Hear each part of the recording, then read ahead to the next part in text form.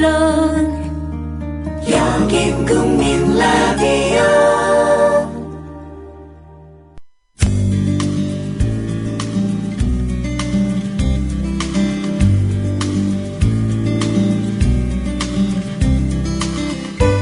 하정강의 노동과 꿈.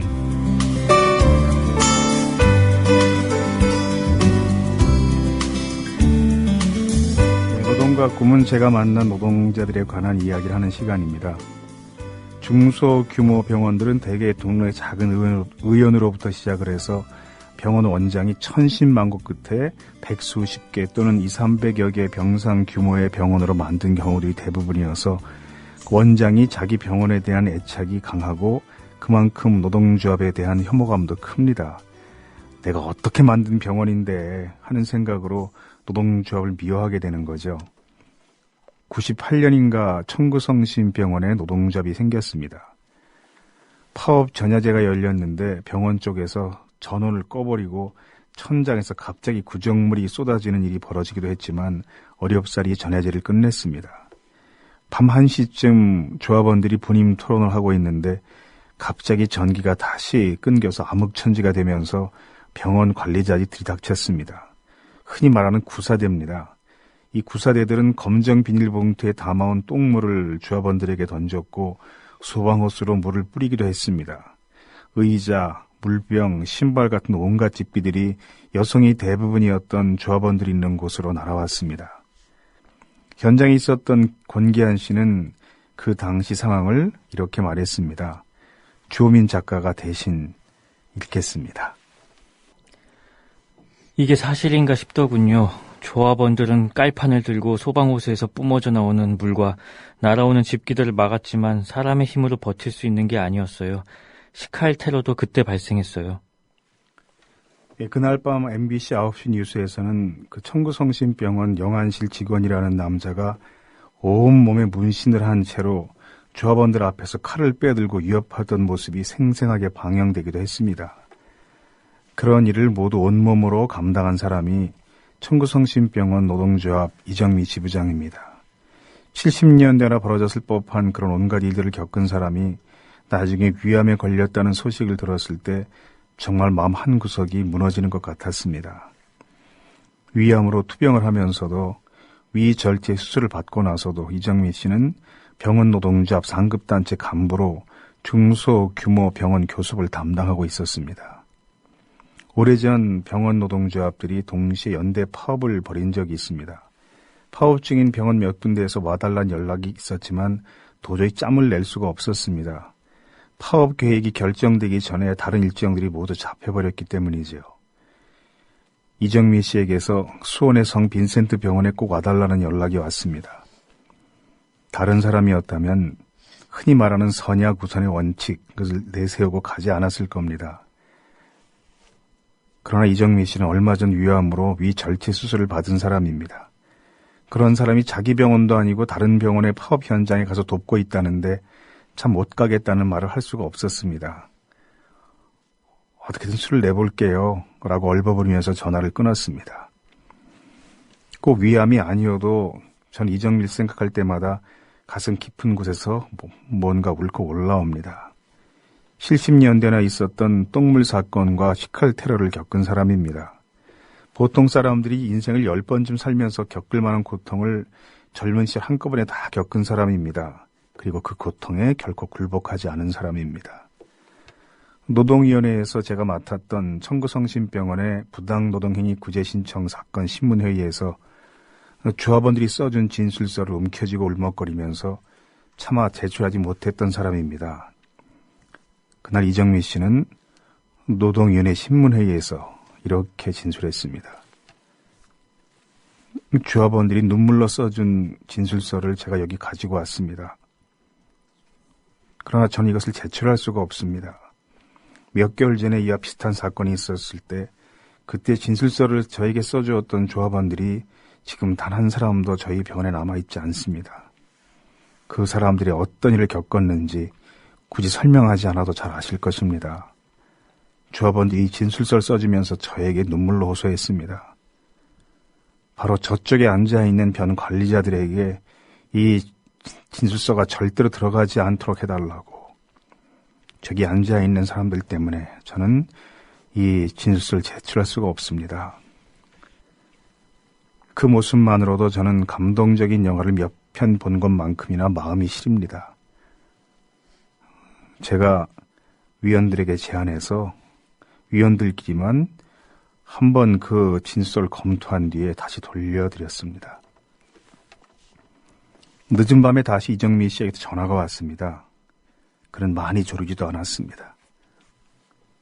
여기 꼭 오셔야 돼요. 상황이 아주 나빠요.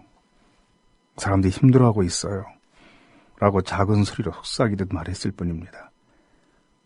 다음날 아침 저는 다른 일정들을 뒤로 미루고 수원 성 빈센트 병원으로 갈 수밖에 없었습니다. 이정미 씨는 저를 보자마자 웃으면서 말했습니다. 제가 사람들한테 그랬어요. 내가 부탁하면 꼭 오실 거라고. 하 선생님은 나한테 진 빚이 있어서 꼭 오실 거라고 제가 사람들에게 그렇게 말하고 전화했어요. 전 이렇게 말했습니다. 내가 왔으니까 이제부터는 이정미 씨가 나한테 빚진 거예요. 손머슴 같은 이정미 씨의 머리카락을 손으로 만지면서 자기 머리카락이네 했더니 이정미 씨는 어제까지 가발 쓰다가 오늘 처음으로 벗었어요 라고 했습니다. 나중에 병원 로비 파업 현장에서 신문지를 펴고 둘러앉아서 조합원들이 점심 먹을 때 보니까 이정미 씨는 맨밥을 꼭 한 숟가락만큼만 꼭꼭 씹어 먹었습니다. 밥만 극소량을 먹는다 하고 했습니다. 저녁에 이정미 씨에게 전화를 해보았습니다. 그때는 또 부천 성가병원의 파업 현장에 가 있더군요. 몸도 성취하는 사람이. 몸도 불편한데 계속 노동자 활동을 하는 이유가 뭐냐고 사람들이 물어보면 뭐라고 답하시겠어요? 라고 묻자 이정미 씨는 잠시 뜸을 두고 이렇게 답했습니다. 그냥 제가 살아가는 이유인 것 같아요. 몸이 아플 때도 활동을 그만두겠다는 생각은 한 번도 해본 적이 없었어요. 이정미 씨가 몸이 많이 불편해져서 연락이 두절되었을 무렵에 그 이에 대한 다큐를 찍을 계획을 세운 태주식 감독과 제가 한 약속이 있습니다. 누가 먼저 이정미 씨를 찾든지 반드시 같이 만나자고. 그 이정미 씨는 2008년 8월 19일 결국 세상을 떠났습니다. 사람들은 다음 카페 아름다운 사람 이정미에서 그를 추억하고 있습니다. 조금 전에 들었던 노래는 이정미 씨가 경기도 가평의 아침 고요 수목원 바로 앞에 작은 펜션에서 중소규모 병원 노조 간부 수련회가 열렸을 때 사람들에게 가르쳐 주었던 노래입니다. 항상 이 노래를 들을 때마다 저는 사람들 앞에서 열심히 이 노래를 부르던 이정미 씨의 음성이 귓가에 어리는 것 같습니다.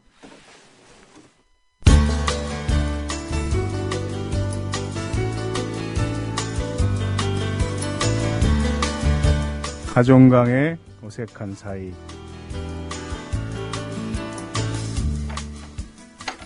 실례합니다. 지나가는 나그네인데 물 한 잔 얻어 마실 수 있겠습니까? 예, 파주스님 어서 오십시오. 네, 안녕하세요. 만화가 주호민입니다. 예. 오늘 저번 주에 그 소수 안의 소수에 대한 이야기 했었잖아요. 네.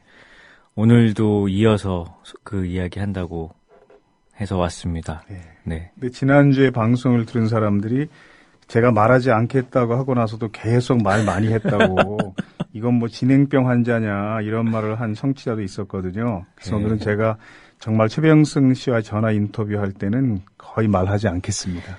아, 오늘 그럼 최병승 지부장님인가요? 어떻게 해야 되죠? 호칭이? 지금은 이제 직함이 없는 것 같고요. 그러면 뭐라고 해야 돼요? 그냥 최병승 씨 이렇게 얘기하면 될 것 같은데요. 네.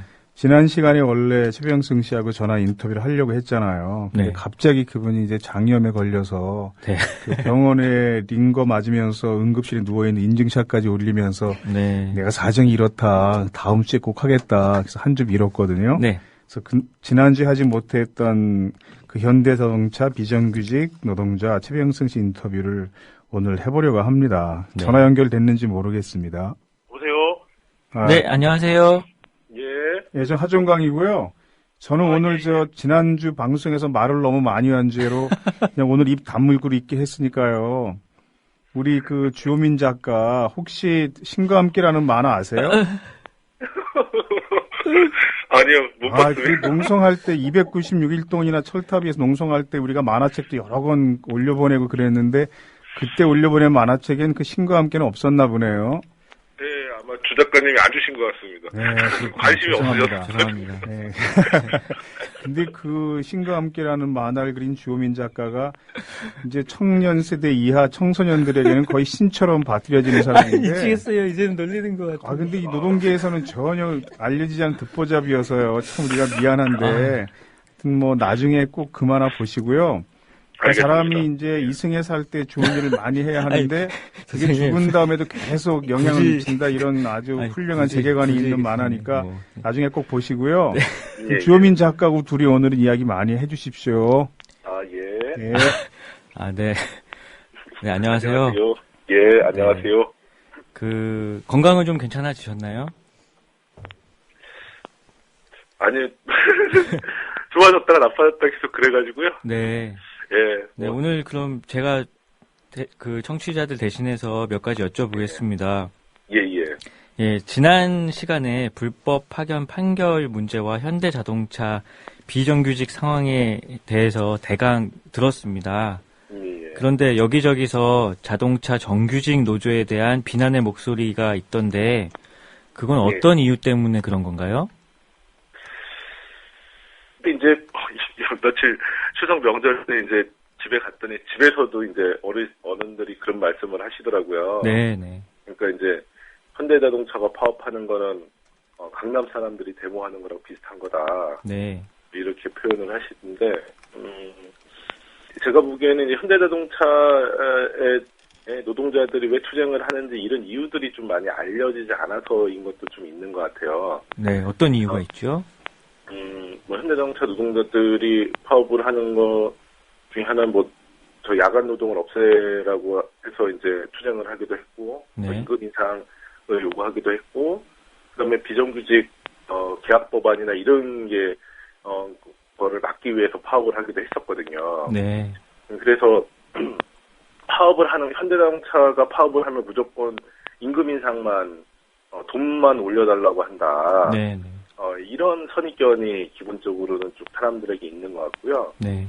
그러다 보니까 다른 비정규직 계약 법안을 통과시키지 못하기 위해서 파업을 한다든가, 네. 아니면 다른 노동 조건을 개선하기 위해서 파업을 한다든가 이런 것들에 대해서는 바라봐주지 않는 거죠. 네. 좀 왜곡된 측면들도 좀 한편으로는 있다 이렇게 생각이 들고요. 또 다른 거는 현대자동차 노사관계라고 하는 게 한국 사회에서는 어떤 이 현대자동차의 노사관계가 딱 뭔가 하나의 정리가 되면 이 기준점 역할을 하기도 하거든요. 네. 그래서 예를 들면 현대자동차에서 임금을 7% 올렸다 이렇게 되면 그 자동차 산업이나 일반적인 제조 산업에서는 임금 인상률이 이제 현대자동차를 기준으로 해서 쭉 도입이 된다든가 그런 기준으로 적용이 된다든가 네. 현대자동차에서 주 5일 근무를 40시간 주월 근무를 먼저 시작을 하면 그 현대자동차에 맞춰서 또 주월제가 도입이 된다든가 이런 이제 한국 사회에서의 노사관계에서의 기준 설정자의 역할도 있기 때문에요. 자본의 입장에서는 그 기준의 설정을 낮게 하면 할수록 훨씬 더 이익을 얻을 수 있기 때문에 네. 좀 현대자동차 노조를 좀 집중적으로 좀 공격하는 네. 이러한 측면들도 존재하는 것 같다 이렇게 생각이 듭니다. 네. 그런데 이번 사안에서는 그 정규직 노조가 대리 교섭을 잘못해서 문제가 된 거 아닌가요? 그렇죠. 이제 좋은 점도 있고 나쁜 점도 있는데 네. 이번에 불법 파견 문제와 관련돼서는 실제로는 주체들의 이해관계를 대변하지 못한 거죠. 정규직 노조가. 네. 그리고 말씀하신 것처럼 이 문제는 실제로 주체들이 현대자동차 직접 교섭을 통해서 문제들이 해결이 되어야 되는데 현실적으로 현대자동차가 이 이해 당사자들하고 만나주지 않으니까 현대차 지부가 이제 그 역할을 조종자 역할들을 했는데 마치 이제 조종자나 이제 이 투개하는 걸 넘어서서 이제 중재하거나 네. 혹은 자신의 관점에서 주체들의 동의 여부와 무관하게 일정 정도 강제한 측면들이 굉장히 강한 거죠. 네네. 예. 지난번에 노동학 개론에서 그 정규직 귀족 노조를 주제로 얘기한 적이 있었는데요. 예. 뭐, 언제나 현대자동차 관련 뉴스가 나오면 인터넷 댓글창에 이제 싸움이 벌어지잖아요. 근데 그때 항상 나오는 단어 중에 하나가 귀족 노조라는 단어인데, 예. 근데 저번에 하 선생님께서는 그 정규직을 옹호하는 말씀을 많이 하셨거든요. 근데 실제 현장에서는 어떤지가 궁금합니다. 실제 현장에서 정규직과 비정규직의 관계가 어떤지, 실제로 비정규직이 뭐 정규직을 미워한다거나 하는지 이런 게 궁금한데요. 어떤가요? 이게 이제 뭐 사람 사는 동네니까 그때그때마다 다 이제 네. 네, 다른 건 있는데 이제 저는 이제 일상에서는 네. 굉장히 친해요. 그러니까 뭐냐면 한 작업장에 한 반에 이제 같이 앞에 정규직이 작업하면 뒤에 비정규직이 작업하고 네네. 비정규직이 작업하면 뒤에 또 정규직이 작업하고 이렇게 돼 있기 때문에 컨베이어 벨트가 이제 협력 작업을 어떻게든 해야 되거든요. 네. 그러니까 이제 제가 조립을 잘못하면 네. 뒤에 계신 분들 뒤에도 일을 못 하게 돼요. 네. 밀려버리니까. 그러니까 이제 어쨌든 협동 작업을 할 수밖에 없는 구조인 거고 그런 측면에서 한 반에 뭐 한 5, 6년씩 계속 같이 있으니까 네. 당연히 이제 자연스럽게 친해질 수밖에 없죠. 그래서 네. 뭐 회식도 같이 하고 술도 잘 먹고 네. 뭐 놀기도 잘 놀고 이래요. 네. 이제 그 현장에서의 어떤 그러한 문제들, 이제 일상에서의 생활에서의 문제들은 그렇게 뭐 충돌이 되거나 이러지는 지금은 않고 있고. 근데 뭐 이렇게 파업이나 그런 거 할 때 서로 이해관계가 다를 때가 있잖아요. 예. 그럴 때는 좀 어떻게 소원해지거나 그런가요? 이제 파업을 해서라기보다는요. 네. 파업을 하면 비정규직들은 쉬어서 좋다 이렇게 얘기하기도 하고. 네. 이제 비정규직들이 파업을 할 때 정규직들이 이제 이 비정규직 파업을 하는 데 있어서의 적극적인 공지들도 있지만 네. 또 부정적으로 바라보시는 분들도 계세요. 다 같은 의견은 아니시군요. 그렇죠. 네. 뭐 워낙 사람이 많은 데니까요. 네. 예. 그래서 이제 그러면 이제 조금 적극적으로 이 투쟁에 지지하시는 분들은 이제 주변의 비정규직 노동자들, 비조합원들을 설득하는 역할을 하시는 거고. 네. 좀 부정적이신 분들은 이제 이 파업 효과를 좀 줄이는 작업을 조금 더 뭐 도와준다든가. 네네. 이렇게 해서 이제 파업을 해서 생산이 이제 중단되어지는 것을 좀 이제 좀 더디게 만드는 뭐 이제 이런 역할을 하시기도 하고 이래서 뭐 그럴 때 이제 좀 이래저래 이제 감정 싸움들이 있기는 한데요. 네. 뭐 그런 극한 경우를 제외하고는 일상에서는 굉장히 뭐 형동생이나 네네. 친구 같은 관계로 잘 지내고 있고. 네, 그렇군요. 예. 그리고 이제 노동조합과 네. 노동조합 간의 관계는 이제 좀 여러 가지 측면에서 많이 마찰들이 존재하긴 하죠. 네네. 예. 그럼 지금 현대자동차 정문에서 예. 정규직 노동자가 농성을 하고 있다고 들었는데요. 예. 비정규직과 연대하다가 해고가 되었다는데 그 예. 비정규직과 함께 정규직이 싸우는 사례에 대해서도 들어보고 싶습니다. 그러니까 이제 1차적으로 현대자동차 노동조합 이제 민주노조의 깃발을 들고 있기 때문에 네. 기본적으로 이제 이 비정규직 노동자들이 조합 활동을 할 수 있는 울타리가 돼주는 건 사실이에요. 그러니까 네. 유무형적으로 뭐 적극적으로 도와주냐 안 도와주냐 보이는 모습뿐만이 아니라 보이지 않는 모습 속에서 해서 이제 그 현대자동차 노동조합이 비정규직 노조의 활동 보장이 될 수 있는 이제 틀바구니가 이제 한 가지가 그 큰 틀에서 있는 거고요. 세부적인 문제에서 이제 저희가 투쟁을 할 때 이제 공동으로 계속 함께 해주시는 동지들이 있는 거죠. 그러니까 지금 농성을 하고 계신 동지들도 포함해서 네. 굉장히 많은 동지들이 비정규직 투쟁에 많이 함께 하셨었어요. 네네. 네, 그리고 이제 그 두 동지들은 비정규직 투쟁도 함께 했지만 또 이제 현장에서 현장 투쟁 정규직 뭐 대의원들이시기도 하고 이러셔서 네. 안전사고 문제나 이런 걸로 이제 야인 정지 건들이 좀 있어서 회사가 이제 표적으로 해서 이제 징계를 하게 된 거고요. 네.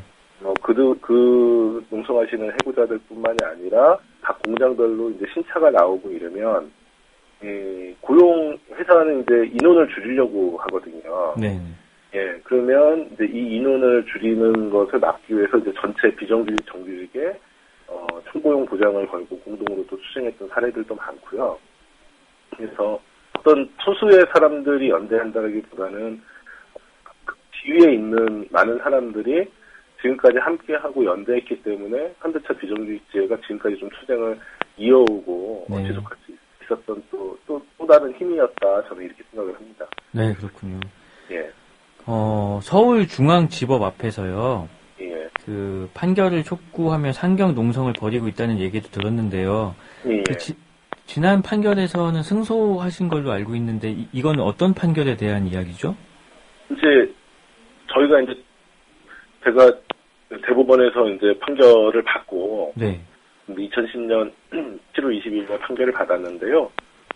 이제 그러면 현대차 법원의 판결이 이제 어떤 개인의 판결이라기보다는 현대자동차 산해하청은 불법 파견이고 그 산해하청 노동자들 중에 2년이 지난 노동자들은 2년 초과한 날로부터 정규직 지위를 갖는다. 이제 이게 이제 핵심적인 판결이 요지였는데요. 네.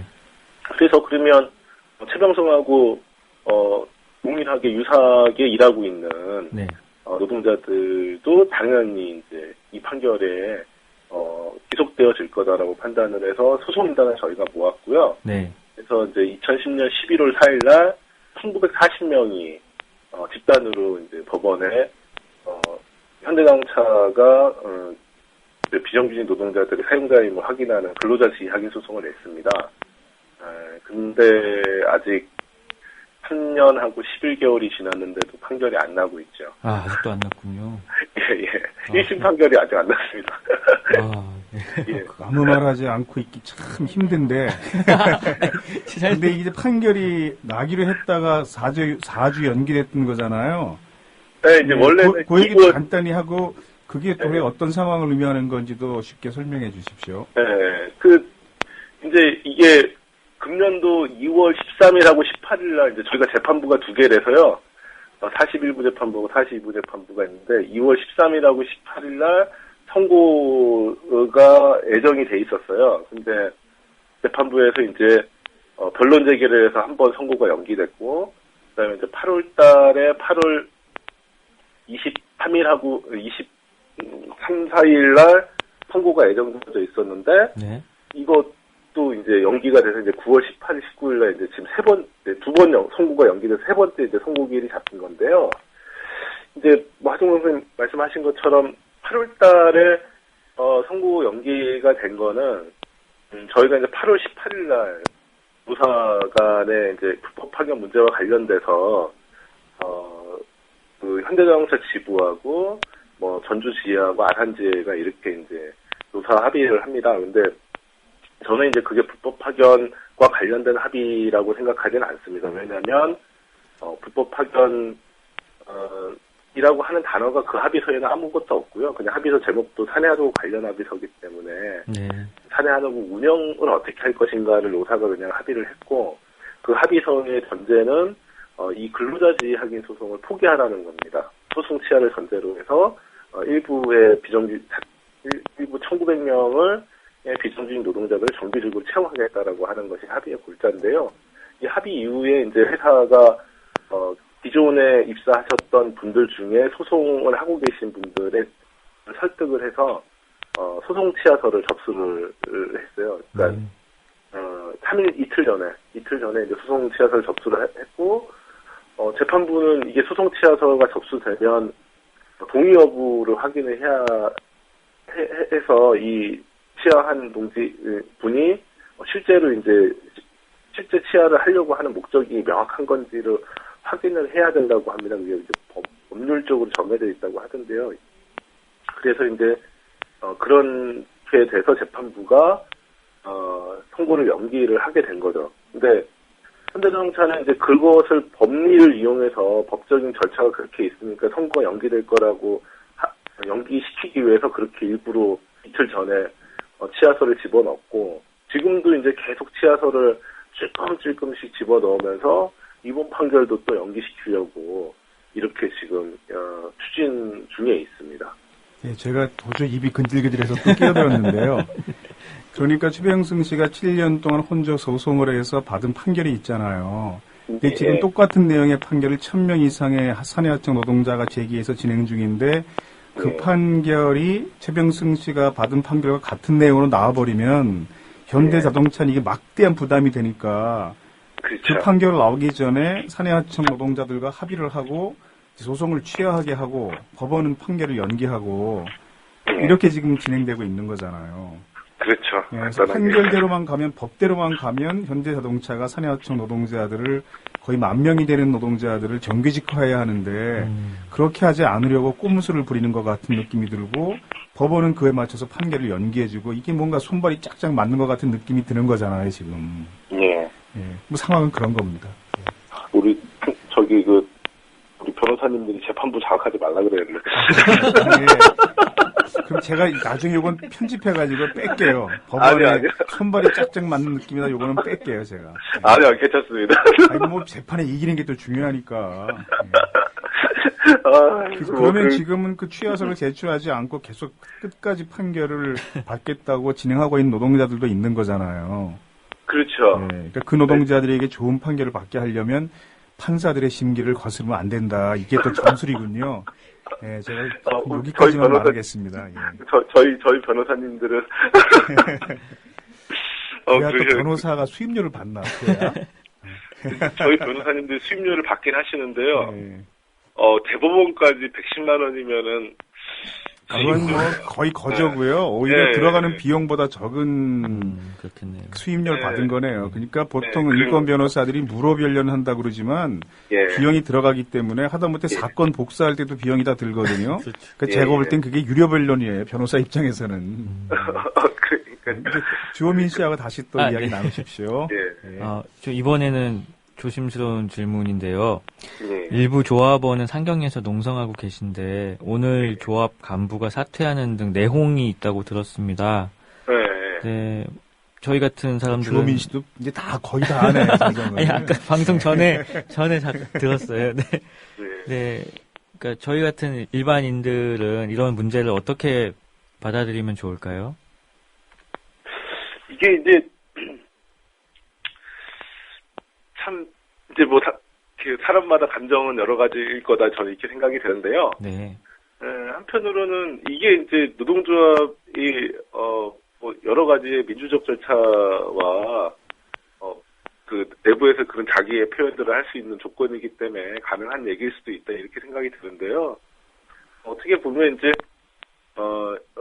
뭐 저희가 쭉 오면서 또 집행부를 구성하고 이러면서 딱 똑같은 사람들끼리 모여가지고 똑같은 얘기만 하는 집단은 아니거든요. 여러 가지 생각들이 있고 여러 가지 생각들 중에서 이제 협력해서 맞춰가고 서로가 동의할 수 있는 부분들을 찾아가는데 이제 그 과정에서 이제 조금 동의할 수 있는 부분이 좀 부족했다라고 하는 것이 한 가지가 있을 수 있고 두 번째는 이제 회사가 좀 나름대로 치졸했다라고 생각을 합니다. 뭐냐면 저희가 이제 단체 협약에 따라서 상근 노조전임을 하면 2명의 전임자에 대해서는 그 임금 지급을 하게 돼 있거든요. 그리고 이제 그거는 타협부제도나 이런 걸 통해서도 이제 저희 조합원 숫자나 이런 거를 봤을 때도 그 재정 지원은 또 그 회사 측이 해야 됨에도 불구하고 저희가 이제 이 협약을 회사가 일방적으로 무시하고 지급하지 않은 거죠. 그래서 이제 그 저희 사무국장님 같은 경우에는 이제 애도 키우셔야 되고 생활을 하셔야 되는데 일을 하시다가 현장에서 일을 하시다가 휴직을 하고 노조 상근자로 올라왔는데 회사에서 생계비를 줘버리지 않으니까 이 생활이 불가능한 상태가 돼버린 거죠. 그럼에도 불구하고 이거를 지켜올 동안 자기가 책임감을 가지고 버텨오신 거거든요. 네. 예, 그렇게 봤을 때 이제 현실적으로 그 위치를 내려놓을 수밖에 없게 만든 것도 이제 현대차가 그런 노사 협약을 어긴 좀 근본적 이유가 있다 이렇게 좀 생각이 듭니다. 네네. 예. 저 마지막 질문입니다. 예. 그 소수 안에 소수가 주제였는데요. 예. 혹시 현대자동차 비정규직도 그 비정규직 노동자 중에서는 어떻게 보면 주류 기득권 세력일 수도 있을 텐데요. 예. 노조에서 우리도 주류 혹은 강자로서 어떤 걸 조심해야 한다거나 그런 이야기들도 하는지가 궁금합니다. 일단 이제 저는 제가 교육 가고 막 이러면 네. 현대차 비정규직 노동자들을 하청 노동자라고 소위 말한 비정규직 노동자라고 보는 것이 현실적으로 맞겠냐 네. 이런 질문을 하거든요. 왜냐하면 대부분이 지금 일정 정도의 1차 산해하청 업체 같은 경우에는 고용이 많이 안정되어져 있고, 그러니까 이제 이게 완전 고장되어진다는 건 아닌데, 이제 다른 비정규직에 비해서 네. 고용 안정성이 존재하고 있고, 그 다음에 임금도, 4천만 원 후반에서 5천만 원까지 연봉을 받기도 하거든요. 네. 예. 근데 이런 노동자, 이제 잔업 특권이 좀 많긴 하지만, 어쨌든 이런 노동자들이 다른 비정규직 노동자들, 우리가 이제 사회적으로 얘기하는 비정규직 노동자들에 비해서는 월등히 좋은 조건을 가지고 있는 게 저는 사실이라고 생각을 합니다. 네네. 그리고 이제 그런 측면에서, 이 현대자동차 비정규직 노동자들의 투쟁이, 좀 뭔가 좋은 의미와 역할들을 해야 된다고 생각이 들고요. 네. 그래서 가장 이제 조합 간부들이 이 문제를 풀어감에 있어서 제일 첫 번째 하도로 삼는 게 우리 권리를 찾기 위해서 남의 권리가 침해되어지는 방식의 합의를 한다거나 네. 또는 그런 조건을 만들어서는 안 된다.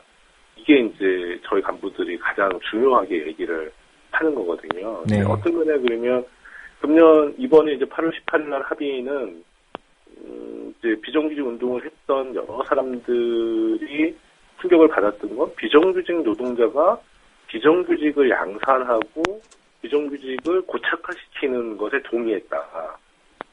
라고 하는 것에 대한 충격이었거든요. 네. 그러니까 이제 정규직 지부야 어쨌든 자기 이해관계에 따라서 이럴 수도 있고 저럴 수도 있고 항상 많이 뒤통수를 많이 비정규직 노동자들에게 때렸기 때문에 정규직 지부가 보인 태도는 그렇게 충격적이지 않았어요. 네. 실상은 비정규직 함께 10년을 같이 싸운 비정규직 노동자가 보였던 태도에 굉장히 힘들어했던 거거든요. 예, 그래서 일단은 울산에 있는 제 간부들은 좀 그러한 문제의식을 가지고 비정규직 우리가 정규직이 되기 위해서 네. 다른 사람이 정규직이 될 수 있는 통로를 막아버린다든가 또는 진성도급이 가능한 전환 배치라든가 이런 저희 공정제 배치 등을 합의한다든가 이래서는 안 되는 거 아니냐. 네. 네. 그래서 그것이 이제 첫 번째의 종목이고 두 번째는 우리가 좀 투쟁을 잘 하고 나면 우리가 정규직이 돼서도 이제 지금 현대자동차의 기간제 노동자들이 한 2,000명 정도 또 들어와 있어요. 네. 저희가 불법 파견 문제가 이제 계속 생기니까 이제 이 불법 파견을 피하려고 이제 단기 기간제 노동자들을 사용해 버리는 거죠. 네. 직접 고용 노동자 형태를. 근데 이건 이제 전문 용어가 나온 건데요. 예. 기간제는 사내하청과 뭐가 다른가 하면 사내하청은 현대자동차에 직고용된 노동자들이 아니고 현대자동차 내에 들어와 있는 다른 하청회사 소속 노동자들이잖아요. 이게 이제 문제가 되니까 최병순이 같은 사람이 계속 싸워서 이게 문제가 되니까 현대자동차가 단기 계약직을 직접 고용한다는 그걸 이제 기간제 노동자라고 지금 말씀하신 거죠? 예, 네, 그렇죠. 이 방송을 듣는 사람들이 노동문제 전문가들은 아니기 때문에 이제 그렇게 설명해야 또 알아듣습니다. 지적을 넣어주셨습니다. 예, 그래서 이제 그거를 법을 피해가려고 이제 불법 파견 문제를 피해가기 위해서 이제 기간제 그런 단기간 계약직 노동자들을 사용을 하는데요. 그 인원이 이제 상시적인 인원이 한 2,000명이 넘어갔습니다. 지금 3,000명 가까이 돼가고 있는데, 뭐 이런 노동자들의 이제 이후에는 이제 이 기간제 노동자들에 대한 투쟁도 어쨌든 해야 되는 거기 때문에, 우리가 좀 이 문제가 가닥이 잡히면, 네. 기간제 노동자들의 처우와 정규직화를 위한 투쟁도 좀 고민하고 계획해야 되는 거 아니냐. 이게 조금 장기적인 고민이죠. 이 투쟁 이후에 또 다른 과제로 설정되어지는. 네. 뭐 이런 얘기들을 이제 동지들하고 많이 하는데, 네. 이게 뭐 좀 잘 돼야 되는데, 그런 기회가들이 좀 있었으면 좋겠다, 이런 생각이 듭니다, 역으로는. 네. 예. 긴 시간 동안 답변해 주셔서 정말 감사합니다. 선생님. 네, 그리고 이제 마지막으로요. 네. 이 방송 듣는 청취자들에게 부탁하고 싶은 이야기 있으면 짧게 한마디 해주십시오. 한대장, 이렇게, 뭘 어떻게 얘기할지 모르겠어요. 어쨌든 이제 오랫동안 투쟁하는 사람들은 예. 자기 투쟁이 기억되길 바래요. 예. 아직 끝나지 않았으면 알아주길 바라고. 그래서 뭐 현대자동차 투쟁뿐만이 아니라 뭐 재능 투쟁이라든가 뭐 스타케미칼이라든가 유성 투쟁이라든가 뭐 기억 속에서는 잊혀졌지만 아직도 투쟁하는 많은 사업장들이 있거든요.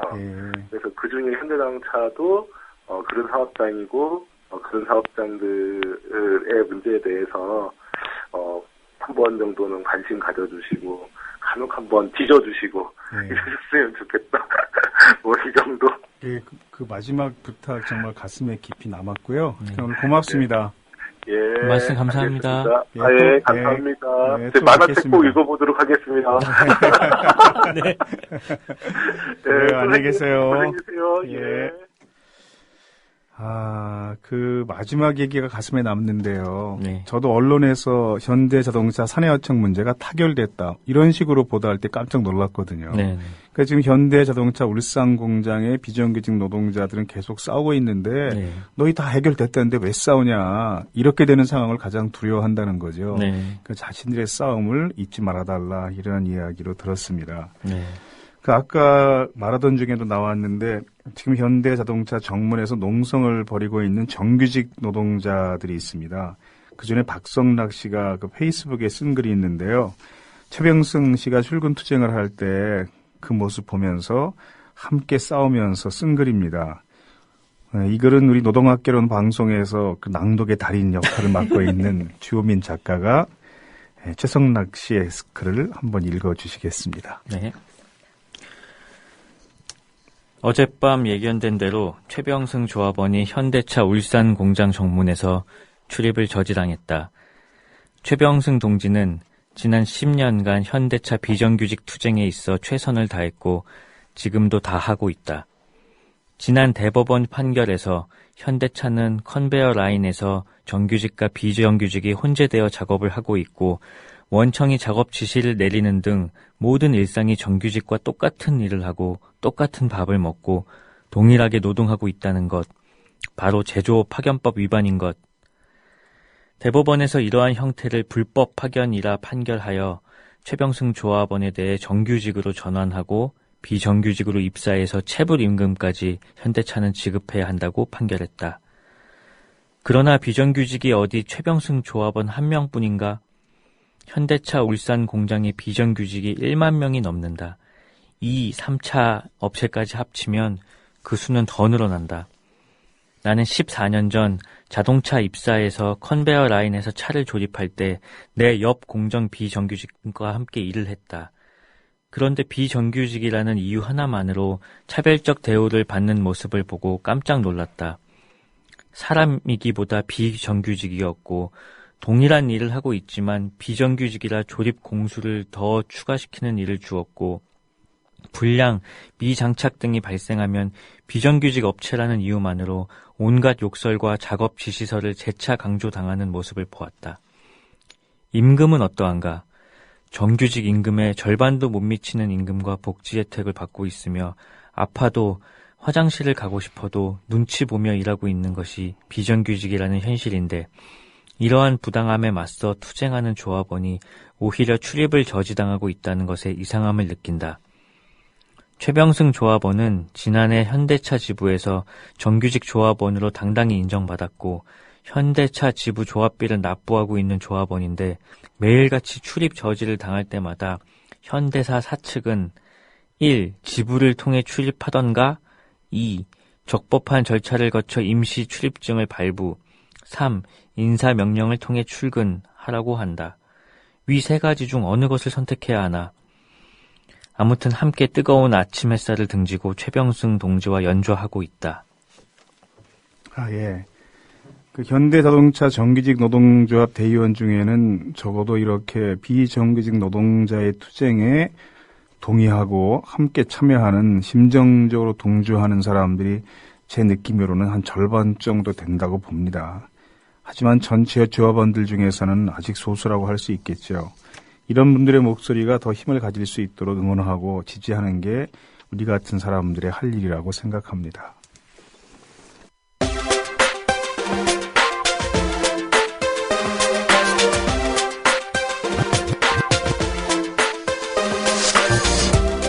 하중강의 숙제검사.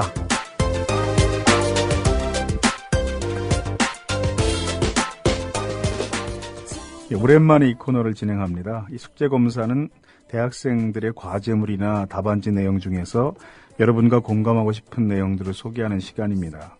오늘은 주제에 맞춰서 우리 사회의 또 다른 대표적 소수, 성소수자에 관한 이야기를 해보려고 합니다. 빌리 엘리엇이라는 영국 영화가 있습니다. 한 광부의 아들이 발레리노로 성장하는 과정을 그린 영화입니다. 그 영화에 보면 주인공 소년을 좋아하는 남자친구가 나옵니다. 주인공이 체육관에서 발레 시범을 보일 때에도 치마 발레복을 입고 여성무용수 역할을 담당하기도 하고 예쁜 속옷을 즐겨 입고 나중에 성장해서는 주인공 발리의 공연 현장에 여장을 하고 와서 관람을 하기도 합니다. 제 수업 시간에 그 영화의 중요한 장면을 학생들과 함께 보는 시간이 있습니다. 파업하다가 아들을 데리고 면접 시험에 온 학부모에게 그 학교 교장 선생님이 오디션이 다 끝나고 나서 파업에서 꼭 승리하십시오 라고 인사하는 장면, 즉 노동자 파업을 받아들이고 이해하는 시민들의 정서, 똘레랑스를 이야기할 때 즐겨 인용하는 바로 그 장면입니다. 그런데 항상 이 그런데 뒤가 더 중요하잖아요. 대학생들이 답안지를 채점하다가 흠칫 놀란 적이 있습니다. 한 학생이 답안지 뒷장에 이런 글을 적었습니다. 이제 누구 목소리인지 제가 말하지 않아도 잘 아실 겁니다. 잠깐 듣겠습니다. 선생님, 빌리 엘리어트를 본 날 기억나십니까? 여성스러운 모습을 보이는 남자가 등장했을 때 학생들은 비웃었습니다. 동성애 관련 장면이 나오자 웃음거리로 조롱하는 분위기가 교실 안에 퍼졌습니다. 그 영화에 문제가 있다는 것이 아니라 성소수자들을 비난하는 주변의 분위기가 문제입니다. 그때 저도 문제 제기를 못했습니다. 그 분위기에서 용기가 나지 않아 힘들었습니다. 하지만 선생님도 그냥 넘어가셨습니다. 멀리 계셔서 학생들이 욕하는 것을 못 들으셨을 수도 있지만 웃는 걸 그냥 지켜보시지 않았습니까? 문제 제기를 하지 못한 저도 반성하지만 선생님께서 지적해 주셨더라면 좋았을 것이라고 생각합니다. 일찍이 어느 분에게 지적당하셨다는 양성평등과 성평등의 차이가 수업 안에서 이루어지지 않고 있었습니다. 감히 이렇게 말씀드리는 것은 이제 더 이상 수업 중에 눈물을 흘리고 싶지 않은 간절한 마음과 선생님을 더 존경하고 싶은 마음 때문입니다. 예, 그 성소수자 문제에 대한 우리의 무지는 가벼운 웃음이나 농담만으로도 누군가에게 비수처럼 꽂히는 상처가 됩니다. 세상은 그러한 비수를 거의 소나기처럼 퍼붓습니다. 제가 한 번은 지방에 출장을 가면서 고속버스에서 다음과 같은 글을 트위터에 올린 적이 있습니다. 고속버스가 목적지에 다 와가니 앞뒤 옆자리 여성들이 화장을 고치느라고 화장품 냄새가 진동을 한다. 뒷자리 여성이 만나게 될 행복한 남자는 누구일까? 그러자 저의 무지를 저의 무지를 깨우치는 글이 바로 올라옵니다. 그 여성을 기다리는 사람이 여자일 수도 있습니다.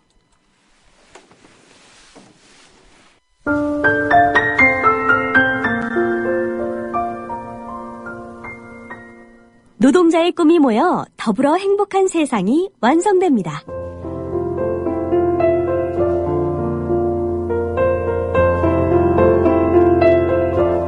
성공회대 노동대학장 하종강, 만화가 조호민이 함께하는 국민라디오 노동학 개론, 매주 목요일 0시에 함께합니다.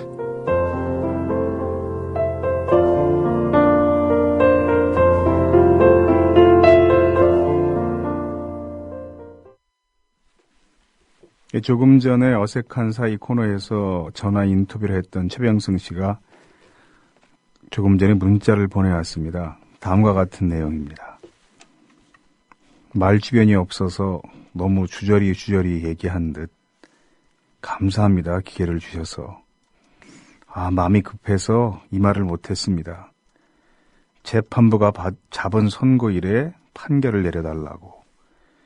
단식을 하는 대한민국이 상식적일까요? 코미디 같은 일이 정의 여신상이 있는 법원 앞에서 벌어지고 있어요. 짧은 문자지만 많은 생각을 하게 합니다. 최병승 씨의 카톡 아이디는 가능성입니다.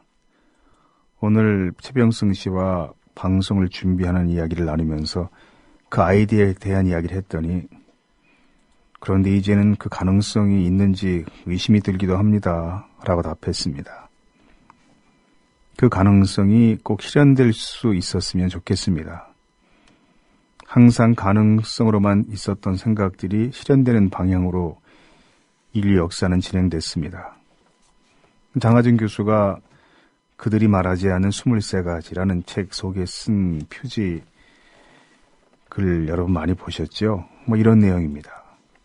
200년 전에 노예방을 외치면 미친 사람 취급을 받았습니다. 100년 전에 여자에게 투표권을 달라고 하면 감옥에 집어넣었습니다. 50년 전에 식민지에서 독립운동을 하면 테러리스트로 수배당했습니다. 단기적으로 보면 불가능해 보여도 장기적으로 보면 사회는 계속 발전합니다. 그러니 지금 당장 이루어지지 않을 것처럼 보여도 대안이 무엇인가 찾고 이야기해야 합니다.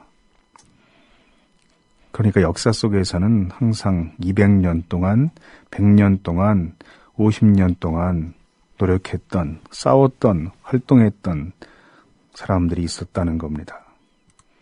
그 사회에서 200년 동안, 100년 동안, 50년 동안 활동했던 사람들이 누구였을까요?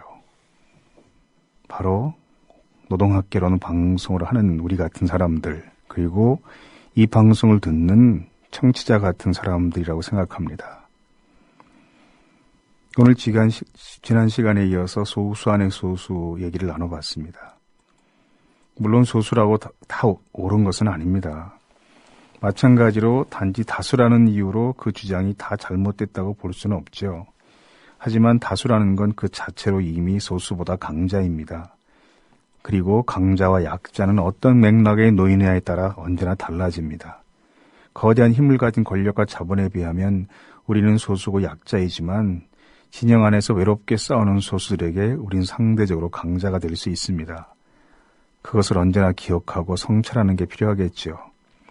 오늘 마지막은 소수 안의 소수를 기억하면서 노래로 마무리하겠습니다.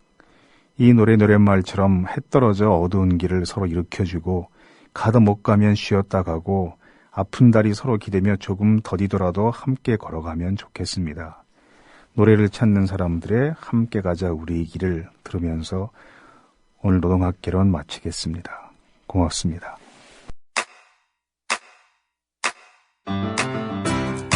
국민라디오 지지하는 4가지 방법 아시나요? 다운로드하기, 별점 주기, 댓글 달기, 구독하기. 국민라디오를 보다 많은 이들에게 전할 수 있는 가장 손쉬운 방법. 다운로드하기, 별점 주기, 댓글 달기, 구독하기. 잊지 마세요.